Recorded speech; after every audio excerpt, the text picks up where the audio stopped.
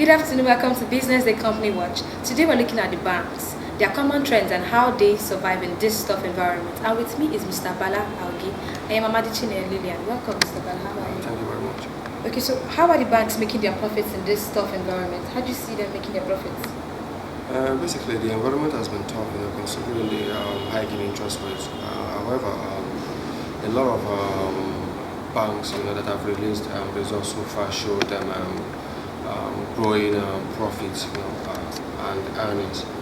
For instance, now Unity Bank and FCMB at First City Monument Bank just released results which showed First City Monument Bank, beating analyst expectation by growing profit by 38%, while gross earnings grew by 13%. Though Unity Bank, on the other hand, is not a tier 1 bank, but I must the results posted by the company was so impressive because they were able to revert from to profitability from a loss position.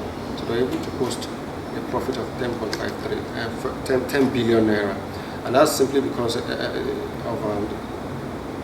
cost reduction mechanism put in place by the by the board of directors or the management of the bank. So they were able to really reduce their cost to income ratio from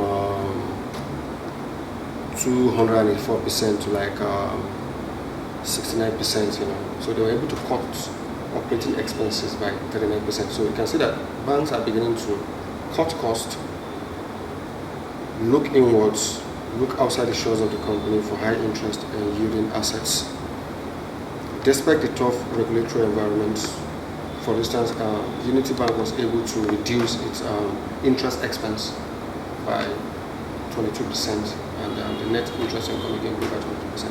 FCMB, on the other hand, too, performed fantastically in the sense that they were able to grow their earnings per share by 38%. That's from 83 kobo to 122 kobo. So you can see that despite the tough operating environment as a result of the central bank hike in interest rates and inflation and what have you, banks in Nigeria were able to post impressive results. Okay, so please tell me, what do you see as the common trends? Like, what are you observing within these banks? Yes, so far 5 banks have released, and the common trend I observe is their cost to income ratio.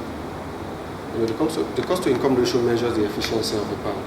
The lower it is, the more efficient the bank. The higher, the less efficient. So across board, all the banks have reduced their cost to income ratio, and that has really helped in boosting profitability. And across board, all banks were able to grow their loan books. Their loans to customers grew, which means banks are giving more loans to customers in the area of manufacturing, engineering, and what have you. So that again helped spike their interest income and gross earnings. Okay, so will the hike in interest rates by the CBN Bank affect bank earnings? Yes, a further hike although the MPC meeting will hold tomorrow, and analysts expect that the central bank will still hold on to the 13% MPR. But a further hike by the CBN may start to affect, the bottom line of banks. That means central bank will further increase the amount at which it's lend to banks.